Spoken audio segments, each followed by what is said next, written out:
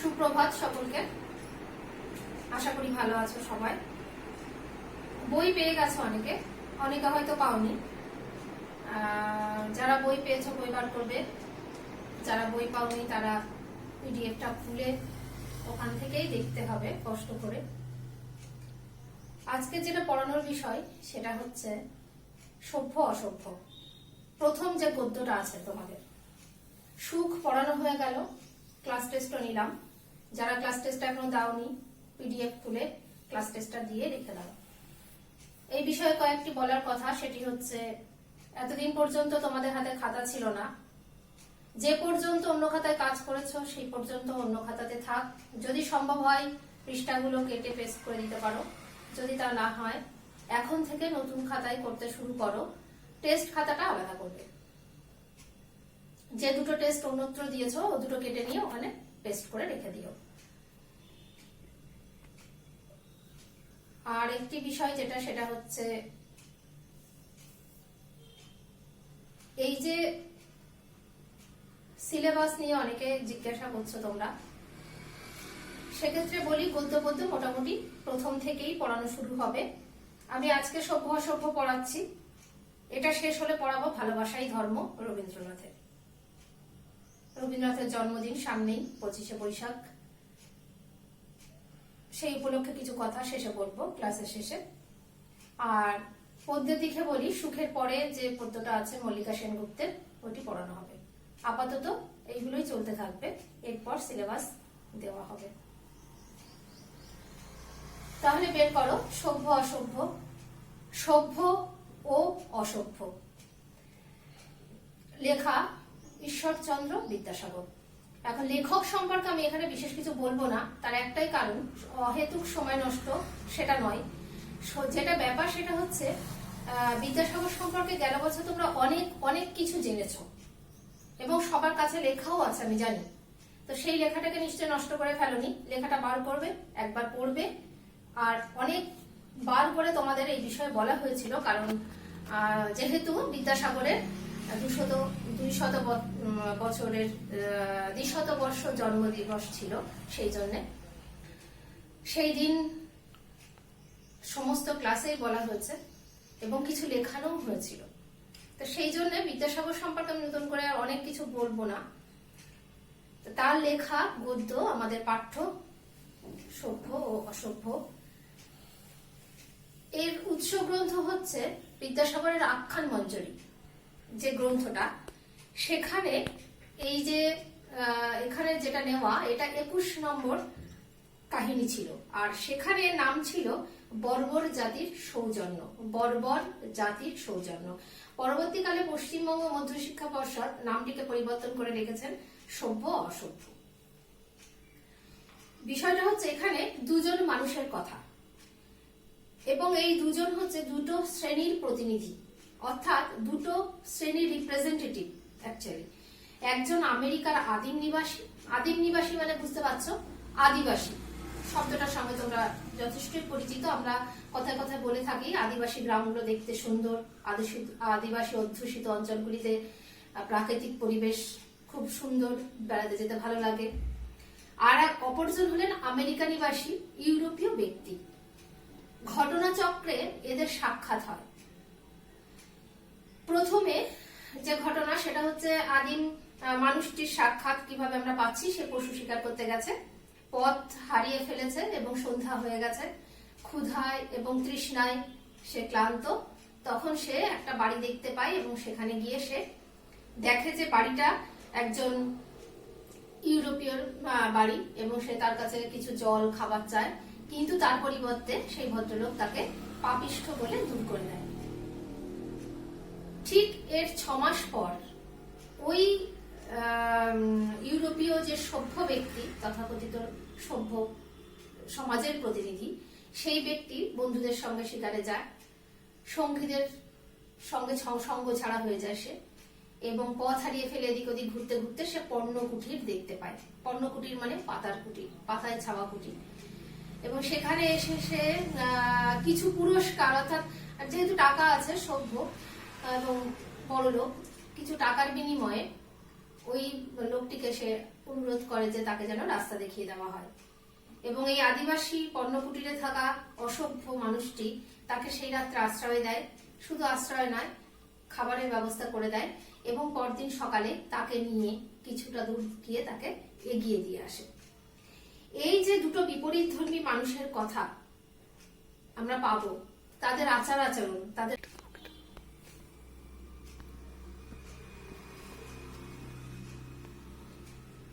বিপদের সময় একের পাশে অন্যের দাঁড়ানো, এই যে সমস্ত ব্যাপার, এখানে এই সমস্ত বিষয়গুলিকে বিশ্লেষণ করলে বোঝা যাবে যে কে আসলে সভ্য, কে আসলে অসভ্য। তা গদ্যটা আমরা পড়বো। ঈশ্বরচন্দ্র বিদ্যাসাগরের লেখা চলিত গদ্যে নয়। তোমরা যখন সাধুচরিত পড়েছো তখন দেখেছো যে আমরা বলেছি যে চলিত ভাষারও দুটো রূপ, একটা হচ্ছে লেখ্য, একটা হচ্ছে কথ্য। কিন্তু এখানে যে লেখাটা আমরা পড়বো সেটা পুরোটাই সাধু ভাষায়। বের করো লেখাটা।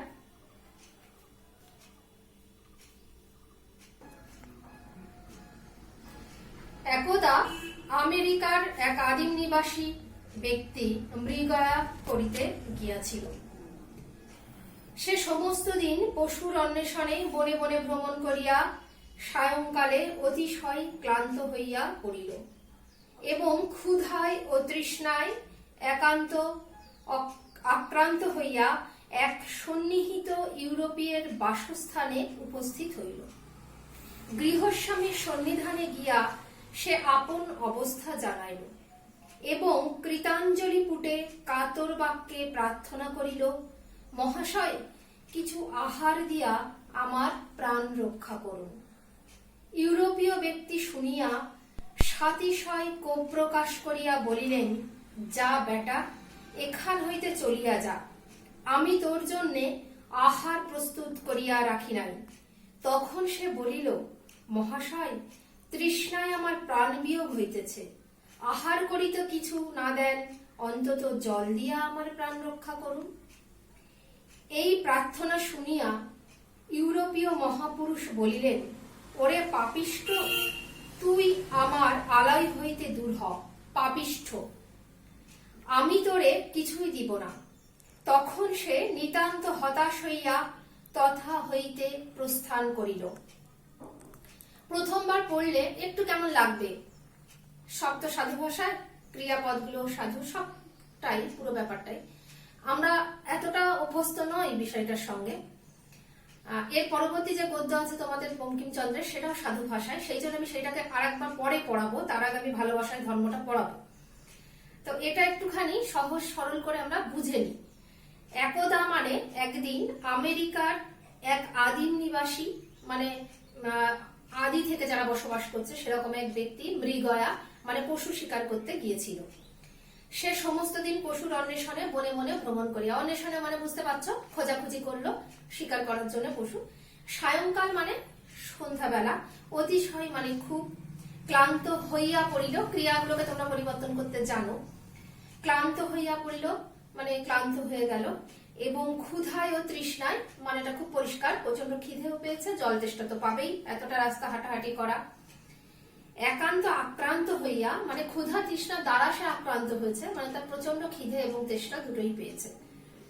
এক সন্নিহিত, সন্নিহিত কথাটার মানে হচ্ছে কাছাকাছি বা নিকটবর্তী, এক ইউরোপীয় বাসস্থানে উপস্থিত হলো, মানে কাছাকাছি একজন ইউরোপীয় বাড়িতে গিয়ে সে হাজির হলো।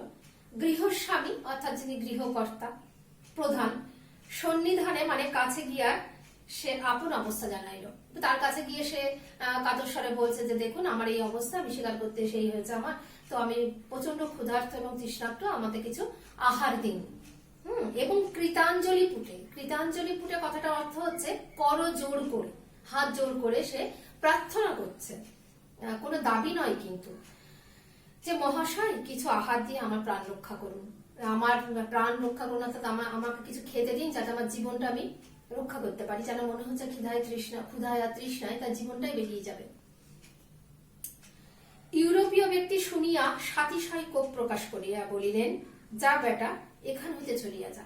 এই কথা শুনে ইউরোপীয় ব্যক্তির প্রচন্ড রাগ হয়ে গেল এবং সে প্রচন্ড রকমের কোপ মানে ক্রোধ রাগ প্রকাশ করে বলছেন যে যা এখান থেকে চলে যা, আমি তোর জন্য আহার প্রস্তুত করিয়া রাখি নাই, মানে আমি তোর জন্য খাবার তৈরি করে রাখিনি, তোর খাবার আমার কাছে নেই। এবং দেখো একটা জিনিস লক্ষ্য করো, এখানে কিন্তু তুই করে সম্বোধন করা হচ্ছে। সাধারণত আমরা কোনো অপরিচিত মানুষকে প্রথমেই তুই করা যায় না বলেই আমরা সভ্য মানুষেরা জানি, সে যেমনই হোক না কেন। তো এখানে কিন্তু সরাসরি তুই করেই কথা বলা হচ্ছে, মানে অর্থাৎ তাচ্ছিল্য করা হচ্ছে, কারণ তাকে দেখে বোঝা যাচ্ছে সে আদিম নিবাসী, সে আদিবাসী, সে সভ্য সমাজের অন্তর্ভুক্ত নয়। এই সামাজিক যে বৈষম্য এবং তার জন্য যে আচার ব্যবহারের যে পার্থক্য, এইটাকে তোমাদেরকে একটু বুঝতে হবে। তখন প্রাণদান করুন। শেষে সে খাবারের আশা ছেড়ে দিল। তার এত তৃষ্ণা পেয়েছে, অর্থাৎ এত জল তেষ্টা পেয়েছে, হেঁটে হেঁটে বনে জঙ্গলে ঘুরে ঘুরে, খাওয়ার জল তো সব জায়গায় মেলে না, তো সে একটু খাওয়ার জন্য একটু জল চাইছে। এই শুনিয়া ইউরোপীয় মহাপুরুষ বলিলেন, ওরে পাপিষ্ঠ, তুই আমার আলয় হইতে দূর হ। আলয় মানে হচ্ছে বাড়ি বা গৃহ। তোমরা যখন সমর্থক শব্দ লিখেছো কিংবা পড়েছো তোমরা জানো শব্দটা। তাই ইউরোপীয় মহাপুরুষ সে বলছে যে তুই আমার গৃহ হইতে বেরিয়ে যা, এবং তাকে পাপিষ্ঠ বলে সম্বোধন করা হচ্ছে, অর্থাৎ প্রচুর পাপ করা ব্যক্তি। আমি তোরে কিছুই দিব না, বলছে আমি তোকে কিচ্ছু দেব না, তুই বেরিয়ে যা। তখন সে নিতান্ত হতাশ হইয়া তথা হইতে প্রস্থান করিল। তখন সে দেখলো যে এখানে মানে অহেতুক আবেদন নিবেদন, প্রার্থনা, সকাতর অনুরোধ, আমার কষ্ট, এগুলো বুঝি এখানে কোনো লাভ নেই। তখন বাধ্য হয়েই সে সেখান থেকে প্রস্থান করলো কোনো কিছু না পেয়ে।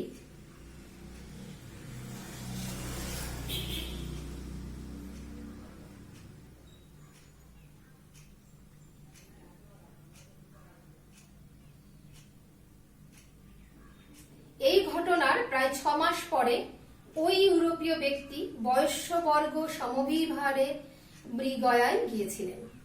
একটু শব্দগুলোকে লক্ষ্য করো। এই ঘটনার প্রায় 6 মাস পর ওই ইউরোপীয় ব্যক্তি, ওই বলতে সেই ইউরোপীয় ব্যক্তির কাছে কথাটা বোঝানো হচ্ছে যার কাছে ওই আদিম নিবাসী ব্যক্তিটি গিয়েছে।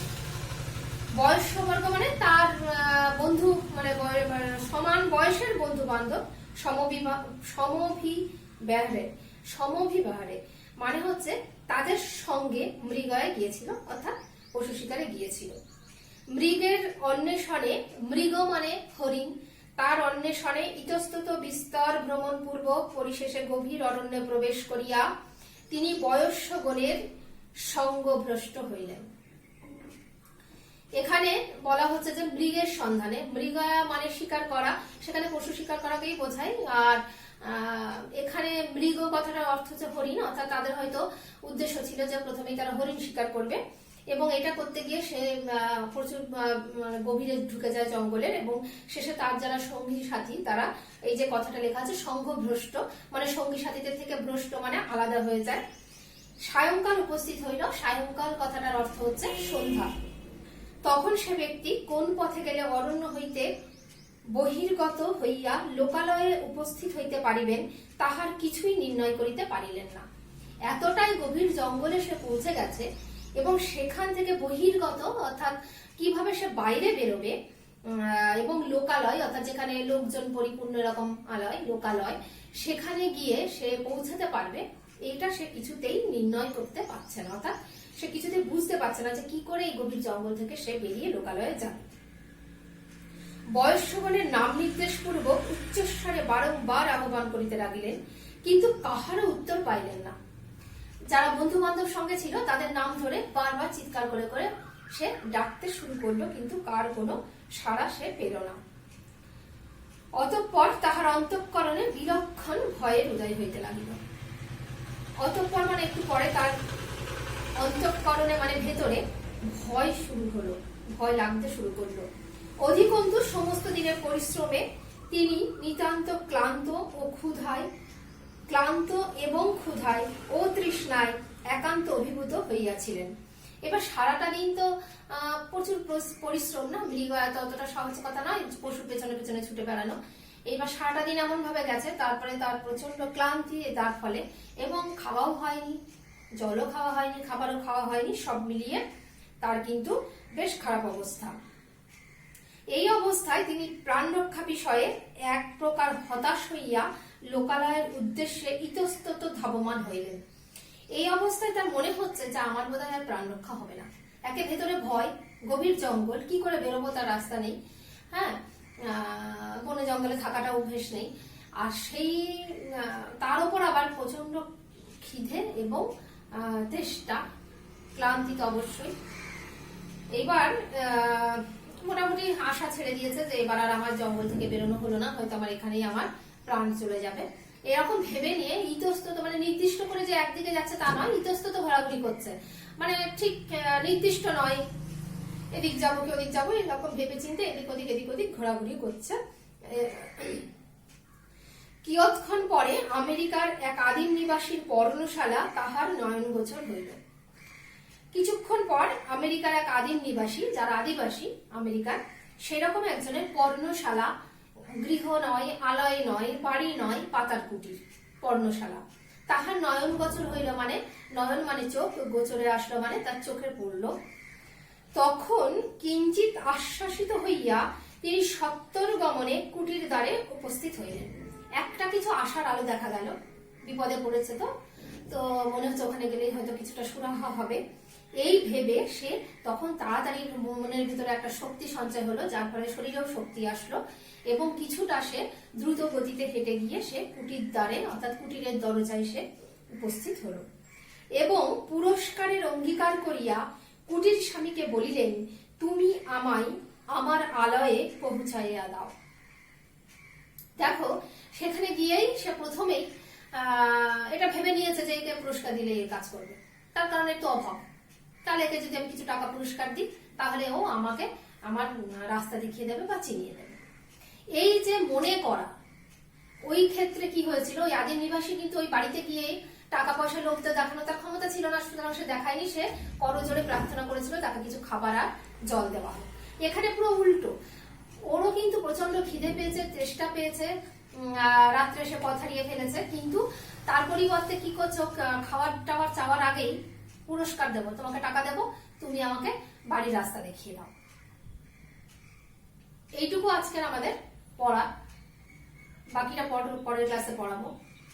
যেটা বিষয় সেটা হচ্ছে বারবার পড়তে হবে, কারণ কিছু শব্দ তোমাদের অচেনা, শব্দগুলোকে জানতে হবে, চিনতে হবে বারবার পড়ার মাধ্যমে। বানান ভুল করলে হবে না, অর্থগুলো ঠিকঠাক না জানলে তুমি এর অর্থগুলো বুঝতে পারবে না। আর একটা ব্যাপার যেটা হচ্ছে, শুধু প্রশ্ন উত্তর লিখবো, ফুল মার্কস পাবো, এই বিষয়টাকে পড়ার সময় একদম মাথা থেকে ঝেড়ে বার করে দিতে হবে। বাংলা সেকেন্ড ল্যাঙ্গুয়েজ, তাকে এইভাবে ট্রিট করো না। বাংলাটা আমাদের মাতৃভাষা, তাকে আমরা ভালোবেসে পড়ি, এবং একজন মহান ব্যক্তি যাকে তোমরা সবসময় এসএসটি বইতে পড়ছো, সোশ্যাল রিফর্মার ঈশ্বরচন্দ্র বিদ্যাসাগর, তার একটা লেখা যে আমরা পড়তে পাচ্ছি, এমনিতেই দেখো পাঠ্য বইয়ের বাইরে গিয়ে বাংলা পড়ার অভ্যাসটা আমাদের একেবারেই নেই। তা আমি বলি কি, যেটুকু আমরা, এটা তো আমরা বাধ্য হয়েই পড়ছি, কারণ প্রশ্ন উত্তর পড়বো, পরীক্ষায় প্রশ্ন উত্তর পড়বে, নাম্বার পেতে হবে, সব ঠিক আছে, কিন্তু যখন এটা পড়ছি তখন সেটাকে ভালোবেসে পড়ো। আখ্যান মঞ্জুরিটাকে পড়া তোমাদের কখনোই হবে না, খাতায় তোমরা লিখবে, বইতেই তোমরা জানবে, হ্যাঁ, তো সেখানের একটা গল্প যখন এরকম পড়ার একটা সুযোগ, একটু ভালোবেসে নিয়ে পড়ো, দেখো জানতে ইচ্ছে করবে, ভালো লাগবে, সেই ভালো লাগাটা একটুখানি ভেতরে নাও, তাহলে আমারও ভালো লাগবে। তোমরা আমাকে পড়াবে, সেই সুযোগটা আমার এখনো হলো না, নিশ্চয়ই হবে ভবিষ্যতে, কারণ আমার ক্লাসে কিন্তু আমাকে পড়াতে হয়। ক্লাস 8-এর উপল দাদা খুব ভালো পড়াতো, 9-এর ঋতঋদ্ধ দাদা ভীষণ ভালো পড়াতো, তা তোমাদের ভিতরেও কেউ কেউ এরকম আসবে যারা খুব ভালো করে পড়াটা আমাকে বোঝাবে, সেই দিনটা আসবে, খুব তাড়াতাড়ি আসুক এই প্রার্থনায়। আজকের ক্লাস এখানে শেষ, পরের ক্লাসে দেখা হবে।